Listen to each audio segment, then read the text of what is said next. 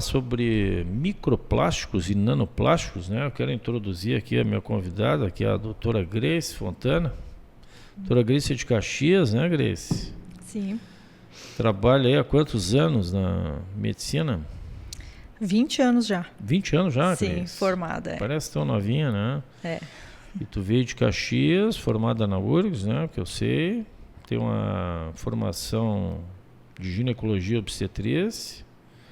E está te dedicando à ginecologia e obstetrícia, não? No momento não. Eu inicialmente fazia ultrassom em gineco-obstetrícia, depois acabei mudando de área de atuação, fui estudar nutrologia e fiz vários cursos na área, na linha da medicina integrativa, e atualmente estou me dedicando mais à atuação na área de dor, procedimentos guiados por ultrassom e acupuntura. Está usando os teus conhecimentos de ultrassom, obviamente, né? Claro. Isso, juntando tudo isso. E tu está trabalhando aonde? Porto Alegre? São Paulo e Santa Cruz do Sul aqui. Santa Cruz, tá legal. Depois a gente deixa o teu contato aí, né? A gente vai fazer uma edição do vídeo aí, bota o teu contato para quem quiser consultar contigo. Então eu te convidei aqui para a gente falar um pouco de plásticos aí, né? Eu sei que tu tem bastante experiência na parte da nutrologia, que talvez seja o teu maior conhecimento, né? E obviamente tem alguns assuntos assim que são polêmicos e discutíveis até então, né? Porque não se estuda muito esse tipo de coisa, e eu diria assim que o plástico, ele é uma das coisas mais comuns assim no nosso cotidiano, ele está em tudo praticamente, né?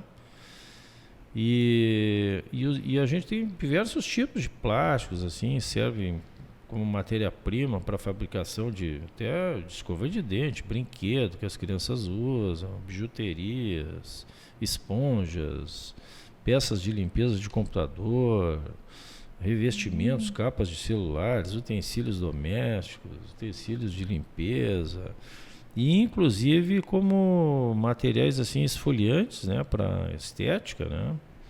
Então eu queria que tu falasse um pouquinho aí o que tu trouxe para nós aí, que informações tu tem aí, se tu tem um roteiro para a gente discutir um pouquinho aí, né? Não, primeiramente, para falar para as pessoas o que são os microplásticos. Eles são os materiais da deterioração desses plásticos comuns do dia a dia que nós utilizamos, desde garrafas plásticas, embalagens, sacolas de compras, brinquedos, utensílios feitos de plástico, materiais descartáveis, né, os plásticos de uso único, como essas embalagens de alimentos, de carnes, copos plásticos, talheres de plásticos. Então, assim, todos esses materiais, quando descartados e entram em contato com o meio ambiente, eles são degradados e viram partículas menores de plásticos, que nós chamamos de microplásticos. Eles têm menos de 5 milímetros de tamanho, né? E o que acontece? Isso, exatamente. São menores que 5 milímetros. E o que acontece quando eles entram em contato com o meio ambiente? Eles vão, como são partículas muito pequenas, eles podem contaminar os solos, as águas, consequentemente os animais que ingerem essas águas, né? Hoje em dia nós sabemos que os frutos do mar são muito contaminados, e o ser humano, consequentemente, também vai se contaminar ao ingerir essa água contaminada, alimentos cultivados em solos contaminados e irrigados com essas águas, e animais que ingerem essas águas, que consomem esses alimentos também, e os alimentos provenientes dos mares, principalmente, né? Hoje em dia a gente sabe que essa contaminação por microplásticos está presente no mundo inteiro, do Polo Norte ao Polo Sul. Quase não existem locais onde não haja essa contaminação, e os estudos atuais querem saber, estão pesquisando quais as consequências à nossa saúde ao ingerir esses microplásticos, né? Perfeito. Existem pesquisas que já mostram a deposição dos microplásticos em vários órgãos, principalmente no cérebro das pessoas, né? Houve pesquisas que já compararam a quantidade de microplásticos no cérebro e outros órgãos como rins, fígado, e a gente sabe que a presença desses plásticos ainda não se sabe exatamente o motivo, mas no cérebro é de 3 a 5 vezes maior do que em outros órgãos. Eu inclusive estou olhando um artigo sobre isso aqui, né? E até relacionam essa presença maior, as pessoas que têm mais microplásticos no cérebro foram pacientes que tiveram demência, né? A nível de demência, né? Então, essas pesquisas atuais andam correlacionando quais as manifestações, quais os sintomas, quais as doenças que esses plásticos, né, podem provocar nas pessoas. Já houve detecção de microplásticos no sangue também, de amostras estudadas, então a gente sabe que ele circula na gente e se deposita onde consegue. Ele passa... Inclusive está na... Desculpe te interromper um pouquinho, ele inclusive está na... Falou do sangue, ele está na presença dos doadores de sangue, né? Com certeza, né? Ninguém de nós que vivemos nesse mundo tóxico de hoje em dia, por mais cuidados que nós tenhamos nas escolhas de alimentos, água e produtos, ninguém está livre da contaminação de microplásticos, não tem como fugir, se isentar dela 100%, né? Com Difícil, tudo que a né? pessoa possa cuidar. E tu não crê assim, Grace, que a gente tem sido literalmente envenenado nesse planeta, assim? Porque estamos falando agora de microplásticos, né? E a gente pode estender isso até os nanoplásticos, né? Uhum. Que são ainda partículas ainda menores, né? Menos detectáveis. Talvez tu consiga detectar isso só talvez por espectrofotometria atômica ou espectrofotometria de massa, ou então espectrofotometria de Raman, né? Para detectar essas partículas tão pequenas, muitas vezes assim, que não são visíveis a olho nu e tu não enxerga, né? E a gente respira isso, porque isso está no ar, né? Isso caminha, voa, né? Exatamente. Os nanoplásticos são ainda produtos da degradação dos microplásticos. Ele Certo. vai se quebrando aos poucos na natureza e vai se transformando em partículas cada vez menores, né? Para se ter uma ideia, um nanoplástico é uma partícula menor do que 1 micron. 1 micron seria 100 vezes menor do que o diâmetro de um fio de cabelo. Então, Nossa. Só para ver como isso é muito pequeno e invisível aos nossos olhos.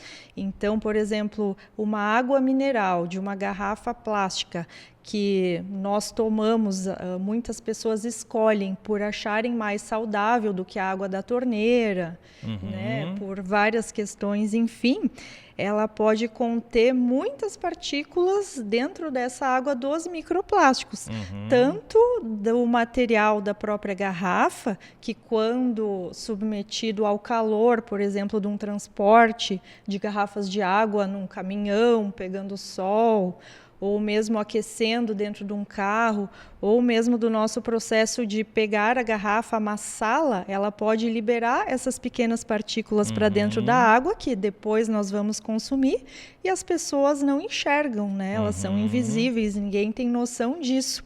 Teve estudos que analisaram várias marcas de água conhecidas mundialmente, marcas consagradas de águas minerais engarrafadas, e dessas amostras, mais de 90% delas tinham presença de microplásticos. 90%? Exatamente. Então, assim, já colocando uma maneira de evitar essa contaminação, seria escolher marcas que engarrafam em vidros, né? Em embalagens de vidros, que aí isentariam dessa contaminação dos microplásticos. Agora, dessas embalagens. Vai saber se a água original não veio de um plástico, né, Grace? Também, exatamente. A própria água dos mananciais, né, de qualquer fonte que a gente tenha hoje em dia, já provavelmente tem alguma contaminação por microplásticos. Teve estudos que encontraram microplásticos até no gelo do Ártico, no pico do Everest e em profundidades maiores que 11 quilômetros também. Então, nos lugares mais inóspitos já chegaram essas partículas que viajam, né, através do ar, das nuvens, das chuvas e da água que vai se espalhando também. Né? Dizem que os maiores produtores mundiais de plásticos e que contaminam o meio ambiente são os países asiáticos. Então, mesmo que os outros países tenham cuidados, políticas que diminuam a venda e o consumo desses microplásticos, a gente é contaminado por esses países que não têm políticas de controle, né? Porque essa água se espalha contaminada pelo mundo inteiro. E não tem também incentivo, né? Nem a cultura dos povos, né? Em relação aos plásticos, né? A gente que viaja aí constantemente para os Estados Unidos, eu reparei assim que nos Estados Unidos eles dão um desconto para quem chega com a sua sacolinha, né? Do que receber a sacolinha plástica ali um alimento do supermercado, que é muito comum, né? Sim. Existe essa prática do consumidor de prevenção, de evitar os plásticos dessa forma, né? Evitando sacolas plásticas, evitando garrafas plásticas, trocando por outros conteúdos, tentando consumir alimentos que não venham nessas embalagens, mas infelizmente o consumidor não é o único responsável por isso. Muitas vezes ele vai no mercado, quer fazer compras e não tem escolhas, ele não consegue produtos que não estejam embalados. Entendi. Né? Claro que às vezes ir na feira, consumir alimentos vivos, né? É uma certa prevenção, mas muitas vezes mesmo esses alimentos já vêm em embalagens plásticas, em isopores. É tudo, né, Grace? Assim,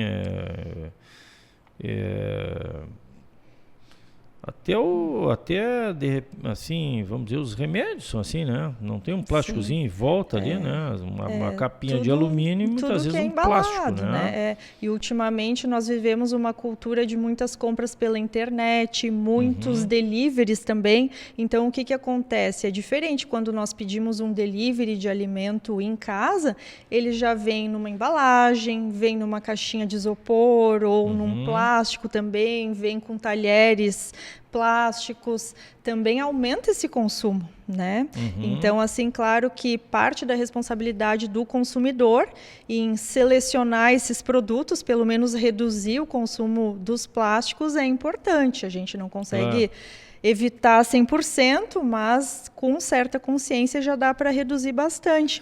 Mas a gente chama a atenção que assim, essas empresas que produzem plásticos e vendem seus produtos nessas embalagens, principalmente, que são grandes empresas, também deveriam ter essa consciência para colocar, por exemplo, substituir essas embalagens plásticas por produtos biodegradáveis, né, por o chamado papel, plástico verde, né? Por papel. E essas grandes empresas produtoras de plásticos também estudar alternativas.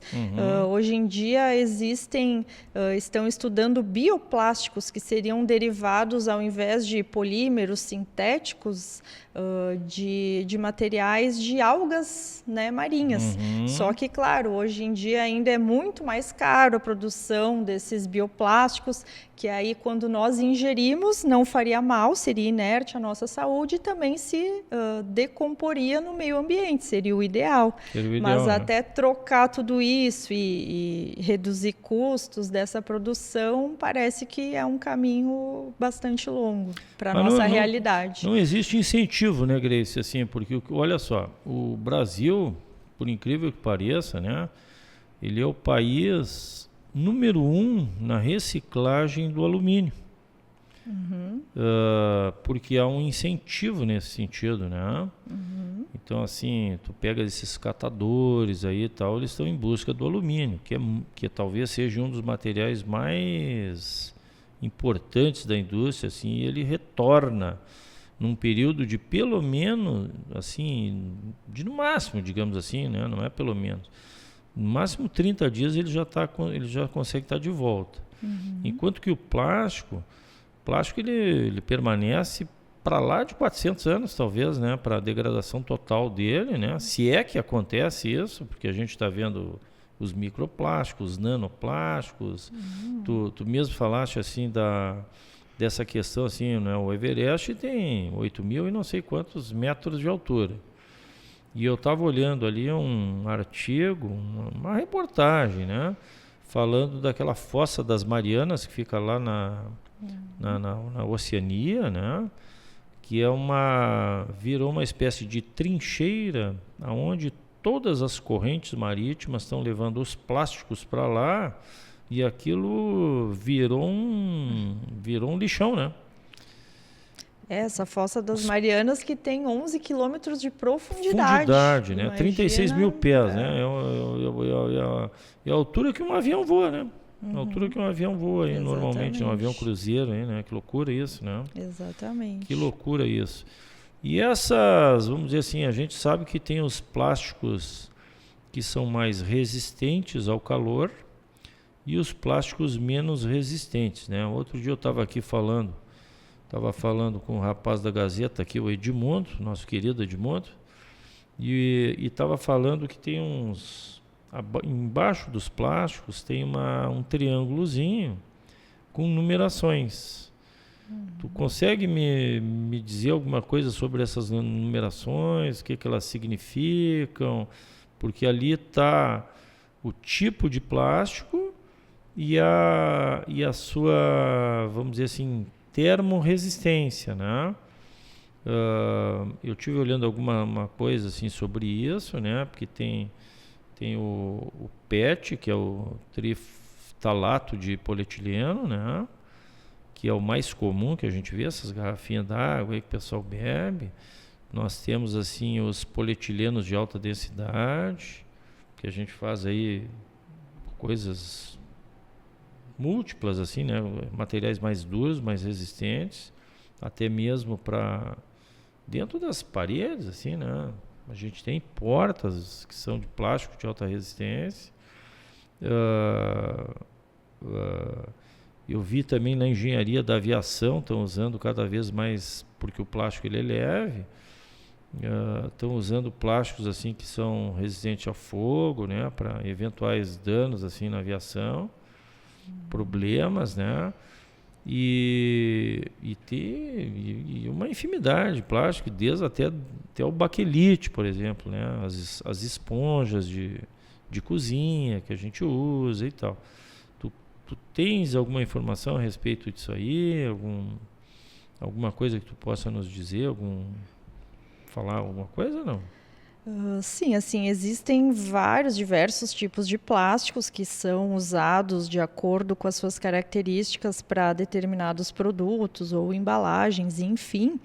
E eu só queria, antes de responder diretamente essa pergunta, adicionar mais uma curiosidade, que assim, a gente que estuda o plástico e as repercussões na saúde, a gente sabe que o plástico é uma coisa, né? O plástico, quando entra dentro de um tecido humano, ele provoca nele uma reação inflamatória local, né? Nem que seja pré-inflamatória, começam a se produzirem substâncias inflamatórias, começam a alterar a parede das células daquele tecido e, em último grau, eles são capazes também de provocar danos no DNA dessas células. Então, os estudos vêm mostrando essas características principalmente em cultivos de células em que se adicionam fibras de microplásticos, fibras de tecido, né, de nylon, de poliéster, para ver qual a reação que possivelmente tenhamos em humanos, né, organismos vivos.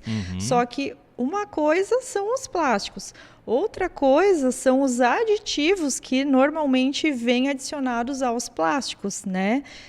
Já se observou mais de 5.000 aditivos junto ao plástico para dar essas características de cores diferentes, de diferentes resistências à chama, de flexibilidade, maleabilidade diferente desses produtos. E desses 5.000 aditivos, cerca de 1.500 já demonstraram em estudos serem tóxicos à saúde, em termos de aumento de risco de câncer, toxicidade a células neurológicas, né, e consequentemente provocar doenças neurológicas. Sim, tu comentaste da demência, né?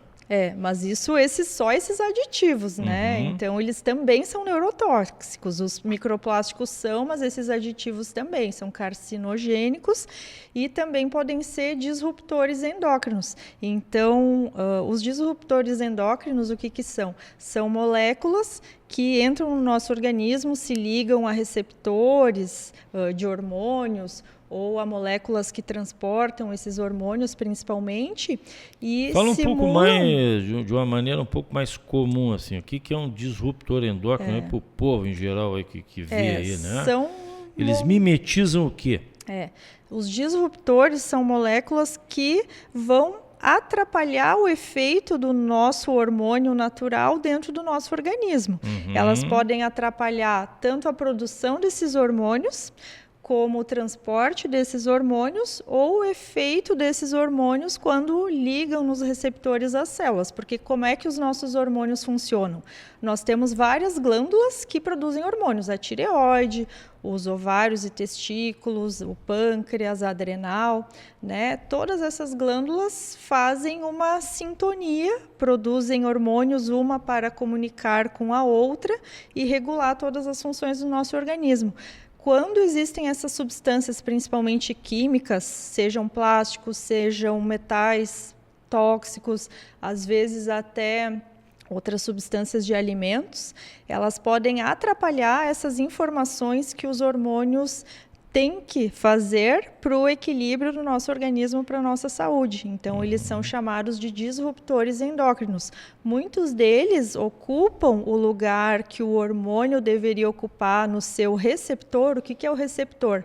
É a fechadurinha dentro da nossa célula onde se encaixa o hormônio, como se fosse o hormônio a chave e o receptor a fechadura. Então, se tem uma outra chave que não é o hormônio propriamente dito que faz a função ideal naquele sistema, o organismo se desequilibra. Muitos disruptores podem estimular, né, um efeito de um hormônio feminino, por exemplo, principalmente os estrogênios, e desequilibrar a saúde de muitas pessoas. Nas mulheres, causam doenças hormonais, como ovários policísticos, infertilidade, endometriose. E nos homens, se eles têm um aumento desse estímulo estrogênico, eles também podem reduzir a fertilidade, começar diminuir o número de espermas, né? Exatamente, né? Ginecomastia, né? Isso, crescem, né? As mamas dos homens, aumenta a gordura, começam a ter características, né, mais femininas pela predominância estrogênica. Pela predominância. Então, o que acontece? Por isso que são chamados assim xenoestrógenos, né? Também xenoestrógenos, essa classe, né, que estimula os receptores do estrogênio, né? Mas eles podem atrapalhar qualquer um dos hormônios, da tireoide, do pâncreas, da insulina, e aí provocar um diabetes, uma doença da tireoide, enfim, conforme ele agir na Enfim, pode se glândula. acumular, né, esses microplásticos ou nanoplásticos, pode se acumular em qualquer parte do corpo, né? Assim, teoricamente, sim. A gente já viu nos atravessa vasos, a barreira hematocefálica, vai para o cérebro, já se encontrou no leite materno, na placenta. Então, provavelmente os bebês de hoje em dia já nascem contaminados por microplásticos e outras substâncias através da alimentação, do consumo de água e do ar que a mãe respira.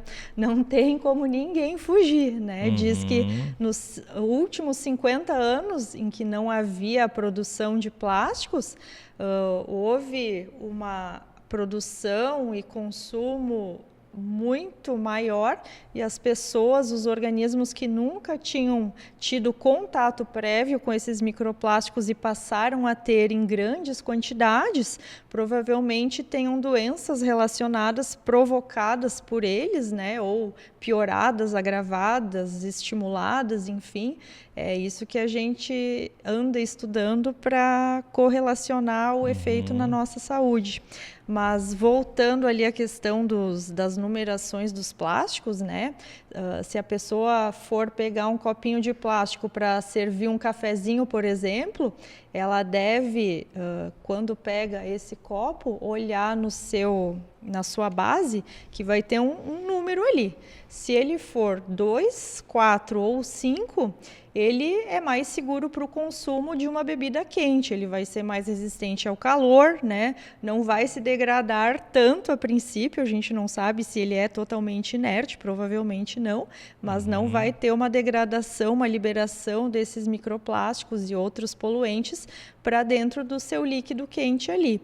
Mas se a pessoa pegar um copo que é para um líquido mais frio, né, de outra numeração e servir de cafezinho, aí certamente ela irá se contaminar porque vai liberar esses microplásticos. Essa embalagem, né, não é tão resistente ao calor e tem mais risco, né? Muitas pessoas não sabem como prevenir nesse sentido. Claro que o ideal seria nós termos, né, ao servir um cafezinho, uma água, um recipiente de vidro, uma caneca lavável, né? A pessoa ter alguém ali para lavar a sua louça e não ter uma embalagem que descarte de uso único e vá contaminar o ambiente. Imagina quantos copos, né, plásticos descartáveis em eventos, em ambiente de trabalho, que são usados uma vez e prontamente descartados, né? Toda a quantidade que nós podemos tentar reduzir só com esse cuidado. Entendi, muito bem. E me diga uma coisa, e essas questões assim vamos falar um pouquinho assim, porque esse plástico, 80% ao redor disso, ou próximo a isso, do nosso corpo é água, né? É impossível a gente falar nesses plásticos sem falar na água, né? E o que tu me diz assim da presença desses plásticos na água de um modo geral, assim, como se livrar disso, né? Existe alguma maneira? Tu disseste ali que a gente tem muita dificuldade de se livrar totalmente disso, quase que impossível, mas a gente talvez tenha algumas táticas para se ver livre disso, né?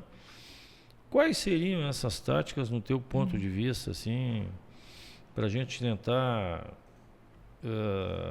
receber menos carga plástica através da água, por exemplo, né? Que talvez seja a maior fonte de recepção. Tu comentasse uma coisa que depois eu quero deixar um paralelo, não quero me esquecer dos poliéster, né? Que talvez o maior órgão do nosso corpo seja a pele. E estou eu aqui pensando comigo que esse poliéster, tu usando ele para uma corrida, uma camisa de poliéster, e tu suando e ela esfregando no teu corpo, obviamente a tua pele vai absorver microplásticos, não vai? Dizem que esses tecidos sintéticos feitos de polímeros, como o nylon e o poliéster, quando nós nos locomovemos, nós liberamos essas partículas desses polímeros no ar. Então, no próprio ar, esses polímeros vão se degradando em partículas cada vez menores, quer dizer, e vão contaminando o ar. Já fizeram pesquisas, assim, comparando a presença de microplásticos no ar de ambientes fechados, de escritórios, e ambientes abertos, mesmo perto de poluição, né, de automóveis, enfim. E foi visto que dentro de ambientes fechados, em que há pouca circulação de ar, a presença de microplásticos chega a ser 2 a 3 vezes maior do que em ambientes abertos. Então, muita dessa contaminação vai direto para o nosso pulmão. A gente está respirando isso, a gente libera. Um pneu que está rodando em atrito ao solo também desgasta e libera microplásticos no ar. Então, parte da poluição do ar que nós temos, né, vem de pneu, vem de roupa e vem da degradação geral aí desses plásticos presentes, né, no nosso dia a dia do ambiente. Mas, né, se nós formos escolher roupas de tecidos mais naturais, também preveniria e evitaria essa contaminação. Até dentro de casa, a gente deve cuidar na ventilação, para não deixar essa carga de microplásticos, né, parada, mais concentrada. A gente pode prevenir de várias formas, né? Os tecidos naturais são linho, algodão, que aí não existe essa degradação de materiais. Da época de Jesus, né? Inertes. Tecidos da época de Jesus, né? Exatamente, exatamente. Mas que coisa, hein? Eu trouxe aqui um censo aqui, né? E eles estavam falando aqui que 76% do lixo brasileiro, que chega a 70 milhões de quilos, são despejados a céu aberto. Que loucura isso, né? Que loucura isso, né? E somente 10% vai para lixões controlados, né? E 9% vai para aterros sanitários. E desses aterros sanitários, somente 2% é reciclado. Que loucura isso, né? Tem dados de que o Brasil é o 4º produtor mundial de lixo plástico no mundo, 4º maior produtor. De lixo plástico? De lixo plástico, apenas plástico. Isso significa 14 milhões de toneladas por ano. E considerando esse dado de que até 2%, talvez nem chegue a isso, né? Do lixo no Brasil seja reciclado, né?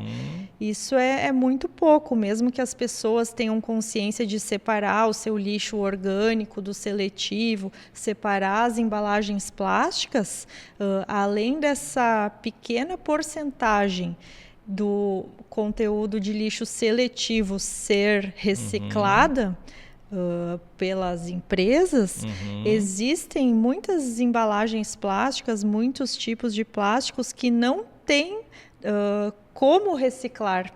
Então, eles são descartados, mas no fim eles voltam diretamente para o aterro normal, né? Para o meio ambiente. Então, todos esses produtores desses tipos de plásticos também deveriam repensar, né, nessa forma de não liberar esses produtos para os consumidores e não aumentar essa poluição mundial. Que tu sabe que eu tenho visitado aí, a gente costuma ir a Gramado, costuma ir aí, até a tua cidade, lá Caxias, né? Bento, Vale dos Vinhedos, aquela coisa toda. O que eu reparei ali? Eu reparei ali que eles contêm os containers verde para lixo orgânico e esses containers amarelo para lixo seletivo, vamos dizer, né? Seletivo, né? Coleta seletivo. Desses seletivos, obviamente, está o plástico, tá? Santa Cruz, até então, eu até fiz um post aí, talvez aí há um ano e meio atrás, dizendo que Santa Cruz não tinha lixo com esses containers amarelos, né, ou laranjas e tal, que é do lixo seletivo. E até então todo o lixo ia lá para Minas de Leão, e ainda vai. Por exemplo, agora, recentemente, quando teve essa enxurrada aí, que teve essa deposição de materiais aí das enchentes, Minas de Leão passou a ser, vamos dizer assim, um lugar lá, um aterro sanitário lá, que vai receber 300 mil toneladas de resíduos da enchente. Isso aqui é uma reportagem que foi atualizada pelo Correio do Povo em 24/9/2024, ou seja, é bem recente isso aí, né? Setembro de 2024, agora, há pouco tempo atrás aí, né? E para surpresa, esse aterro sanitário, ele já vinha recebendo detritos e coisas de vários municípios gaúchos, incluindo Porto Alegre, né? E houve investimentos em 2023 ali de R$1 milhão para preparar uma nova área, porque já não está mais tendo lugar para isso, né? E houve uma interdição lá, vamos dizer assim, um artifício lá do Ministério Público, tá? Que ele solicitou a suspensão do envio de resíduos das enchentes para um aterro temporário, que ficou lá em Gravataí. E eles estão num esquema assim de bota à espera, né? Quer dizer assim, não sabe o que fazer com o negócio, né? O Ministério Público interviu, só que daí de novo voltou para um lixão aberto, E o seguinte, fica esperando para ver o que vão fazer com esse lixo, né? Quer dizer, então, assim, é uma loucura isso, né? Eu acho que precisa ter muita conscientização do ser humano, das pessoas, né, de um modo geral, para que a gente tenha políticas assim cada vez mais saudáveis, porque isso aí vai acabar envenenando as pessoas, né? Exatamente. Já está envenenando, né? Já está envenenando, né? No Brasil, infelizmente, a minoria das cidades de todo o país recicla o seu lixo e tem essa coleta seletiva. A maioria das cidades ainda não tem. Aqui no Rio Grande do Sul, ali a capital, a Serra Gaúcha, né, eles têm esse sistema via municipal já bem sedimentado há muitos anos. E isso é de tempo? Já é de muitos anos. Lembro de ser nova lá e já ter essa coleta seletiva. As pessoas já têm uma cultura lá de separar os seus lixos e colocar nos destinos separados. Mas que bacana isso. Aqui na cidade, em outras cidades menores, ainda estamos longe, né? Desculpe. Que bacana. Eu estava aqui olhando também um outro dado aqui que tu trouxe aí, né? Tu falou alguma coisa. Olha só. Os 10 países com maior volume de resíduos plásticos, né? Índia ganha 9 milhões de toneladas ao ano, Nigéria 3 milhões de toneladas ao ano, Indonésia 3 milhões de toneladas ao ano, aproximadamente, né? China 2 milhões e 800 mil, Paquistão 2 milhões e 500 mil, Bangladesh 1 milhão e 700 mil, Rússia 1 milhão e 700 mil e o Brasil ali chegando junto ali 1 milhão e 400 mil, né? Bastante. Unidades de toneladas por ano, né? Então, o Brasil sempre batendo recordes assim, nas coisas ruins aí, né? Isso é muito chato. A única coisa que ganha é o seguinte, é o primeiro lugar na reciclagem do alumínio, porque há um grande incentivo, né, em relação a isso, né? Sim, E puxando para a água, né, que nós estávamos falando, já foram feitas pesquisas que compararam a água mineral de garrafas com a água da torneira. Sim. E, obviamente, a presença de microplásticos é muito superior nessas águas minerais engarrafadas. Então, assim, a água de torneira escapa, teoricamente, desses níveis mais altos. Só que a água de torneira que nós temos do saneamento básico, ela tem outros contaminantes, né? Tem metais, tem flúor, enfim, é uma outra discussão. Mas para nós bebermos, ingerirmos uma água mais saudável, o recomendado é que a gente tenha um bom filtro em casa e use essa água de torneira passando por um bom filtro, né? Que elimine flúor, cloro, os principais metais, alumínio, chumbo, que sabe-se que contaminam muito essa água de saneamento básico. E que tornem essa água melhor. A gente pode também ferver essa água, consumi-la, né, a parte mais alta que fica na chaleira quando fervemos, que os metais, os materiais mais densos tendem a descer, aí nós desprezamos o fundo, né, da chaleira onde tem essa água com resíduos. Os antigos já diziam isso, né? É cultura oriental, né? Quando fazem os chás, eles sempre têm essa prática também. Eu lembro assim que antigamente a gente tinha esses canos de casa, cano de aquecimento, eram canos de cobre, né? Hoje a gente tem canos de PVC, mais grossos, né? E o próprio encanamento já tem materiais poliméricos, né? Então também liberam plástico nessa água até chegar à nossa torneira. Além das junções, né? Com colas, com outros materiais outras químicos resinas, tóxicos. Outros químicos tóxicos, né? Exatamente. Que loucura isso, cara. Eu não sei onde é que a gente vai parar, né? E talvez uma curiosidade das pessoas aí que estão ouvindo. Falaram microplástico, de onde vem, como contamina. Mas, assim, a gente não tem como se livrar. Como é que a gente pode diminuir o efeito deles quando entram no nosso organismo? Tem uma dica que é consumir alimentos fermentados, né? Os iogurtes, o kefir, tem um alimento, a gente não tem muito contato aqui, mas eles chamam de kimchi, que é um alimento coreano, que são os vegetais fermentados. Aqui na nossa região nós consumimos muito chucrute também, né? Nos alemães, né? Exatamente. qual o diferencial desses fermentados? Eles possuem alguns tipos de lactobacilos que já foram estudados, que eles conseguem deteriorar até 80% dessas moléculas de microplásticos. Elas contêm os lactobacilos acidófilos, principalmente os iogurtes, e o outro, que é um pouquinho mais raro, é o lactobacillus reuteri. Então, a pessoa que não tem muito hábito de consumir alimentos fermentados, ela também pode suplementar com probióticos que contenham essas cepas de lactobacilos, que vai ajudar, né, a reduzir, pelo menos, degradar parte desses microplásticos que nós não escapamos na nossa água, nos nossos alimentos do dia a dia. Olha aí, gente, vamos comer linguiça e comer chucrute.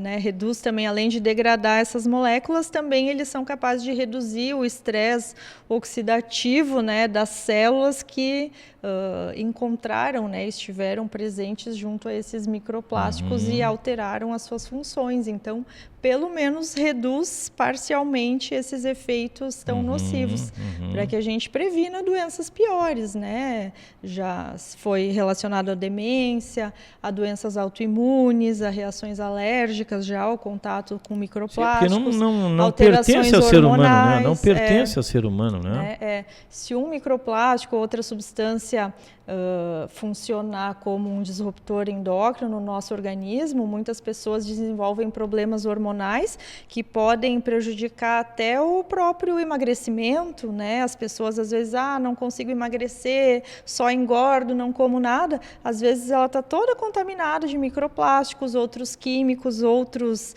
metais tóxicos e substâncias que simulem esses efeitos hormonais, e a pessoa tem essa alteração hormonal que muitas vezes não é detectada na simples medição dos hormônios da pessoa, né?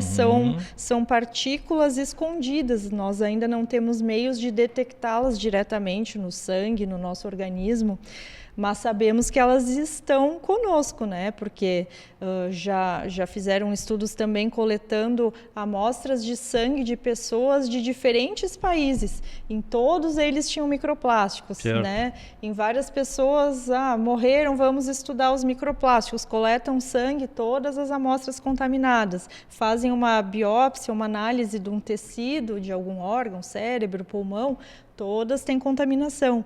Então, nós sabemos que ele está no nosso organismo, mas para nos livrarmos é um grande problema, porque nosso organismo não tem meios de deteriorar esses microplásticos e nem eliminar. Então, eles vão constantemente acumulando cada vez mais. Nós não temos ainda como nos desintoxicarmos como de outras toxinas que o nosso organismo já está acostumado há tantos anos, né? Porque é uma substância química que nós nunca tínhamos entrado em contato. Então, o corpo não sabe como se livrar, como fazer com esse tipo de produto.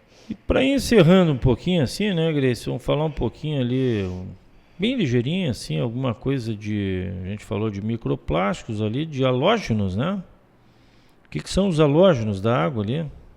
Os halógenos são esses metais, né, que simulam... Porque a água, o saneamento básico, ele é constituído de alumínio, flúor e cloro, né? E o substrato que a tireoide precisa é o iodo, né? Um deles é o iodo, né? Por isso que a gente chama T4, né? Carrega 4 iodos, e a forma ativa que é o T3, que carrega 3 iodos, né? E o halógeno, ele compete com o iodo, né, da tireoide, né? Exatamente.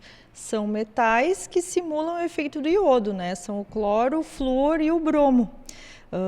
Infelizmente, em todo saneamento básico é utilizado tanto o flúor quanto o cloro, e mesmo em águas minerais, não importa a fonte de água, todas carregam o flúor, né? É obrigatória essa fluoretação da água. Primeiramente dizendo como prevenir cáries, né? Só que a quantidade delas... No fundo é tóxico, né? É um produto tóxico, fundo, né? O efeito, né, tem se estudado ser o oposto, né? Uma proteção seria agora uma contaminação, que os níveis excederam e as pessoas não precisam, né, desses minerais para essa prevenção.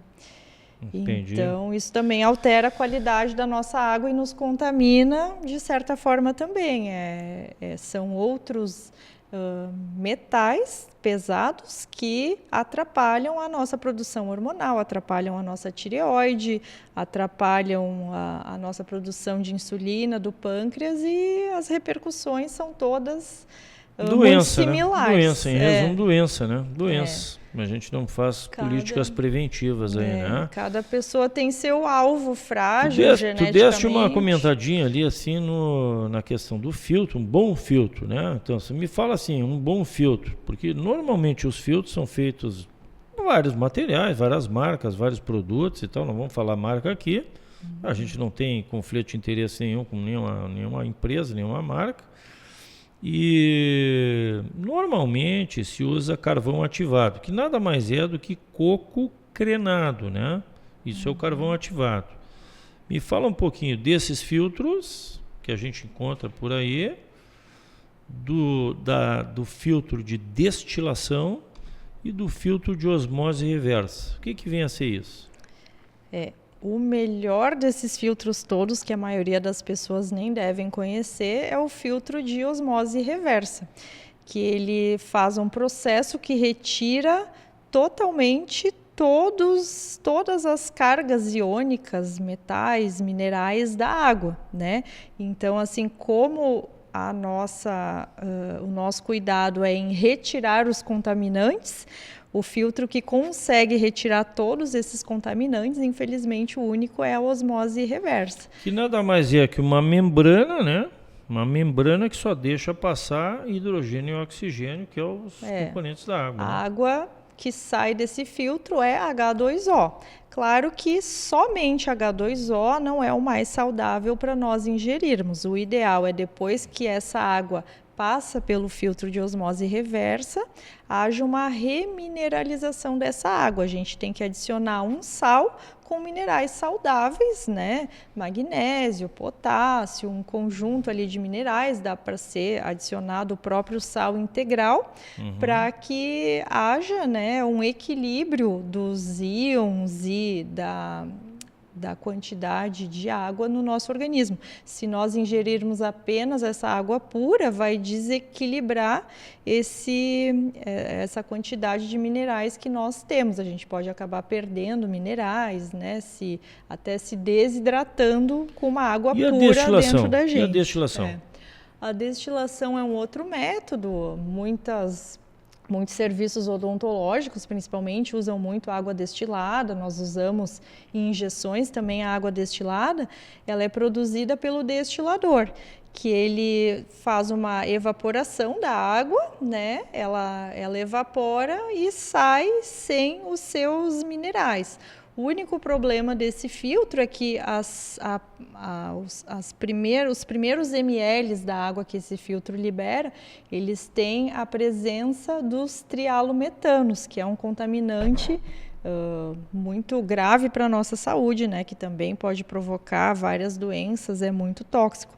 Então, quem tem um destilador, que é um filtro bem mais em conta do que um de osmose reversa, basta eliminar os primeiros 5 ml, talvez, dessa água, e o restante também está totalmente livre de contaminantes. E não sei se tu já reparou, né? A gente passa o dedo num filtro depois de feito, né? Assim vem uma nata em cima, né? Aquela sobra da água, né, que foi evaporada, o resíduo que fica ao fundo do destilador é muito material tóxico, né? Parece o cloro, porque é branco e deve ter uma mistura de outros metais. A gente vê bem direitinho, né? Quando bota água lá, eu que tenho muito cachorro em casa e tal, bota água normalmente ali eu boto à noite, né? Na hora que eu chego em casa, fica parece que eu estou largando leite, assim, às vezes a água da torneira já sai esbranquiçada, com uma coloração porque alterada. É o horário da coloração, né? Daí, em segundos, aquilo some. Depois aquilo some. Imagina o quanto nós não ingerimos invisivelmente, sem perceber, né? A água de torneira, assim, infelizmente, direto,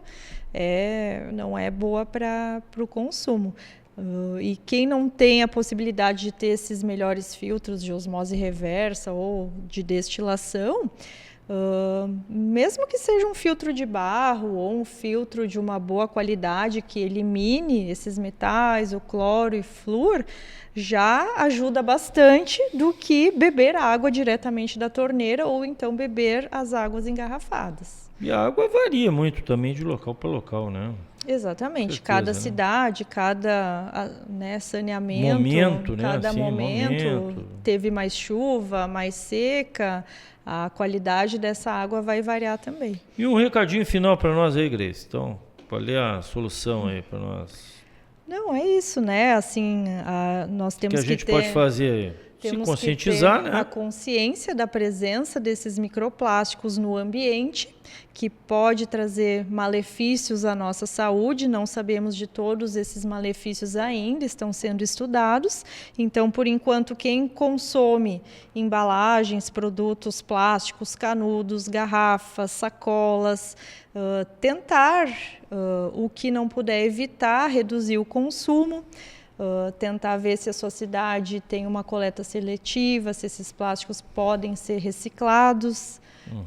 E tentar também desenvolver junto aos governos, às empresas onde nós compramos esses produtos, tentar fazer com que essa empresa tenha consciência, né, dessa produção de plásticos, possam mudar para produtos biodegradáveis as suas embalagens, para que isso gere maiores escolhas, possibilidades de escolhas conscientes ao consumidor e, consequentemente, menor consumo de plásticos que não poluam o ambiente e não tragam consequências, porque todos nós vamos sofrer essas repercussões, né? Ninguém está livre, todos temos que cuidar. Os últimos anos aí eu tenho observado ali na Oktoberfest, o pessoal vai lá tomar um chopinho, né? Tem uns plásticos, uns copos plásticos, se tu não levar o caneco, que tu retorna, Exatamente, usa o mesmo durante toda a festa, no outro dia vai de novo, usa o mesmo.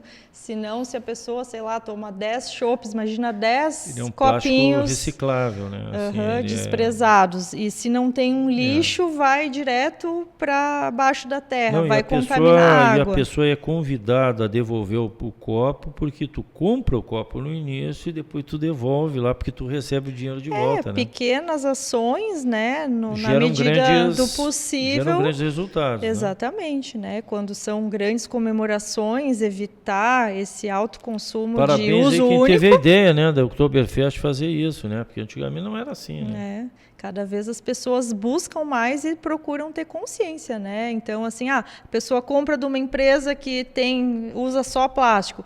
Liga lá para a empresa, faz uma reclamação, tenta conversar. Se mais pessoas fizerem isso, aí as grandes empresas vão mudar essa política, né? Essa venda desses tipos de produtos.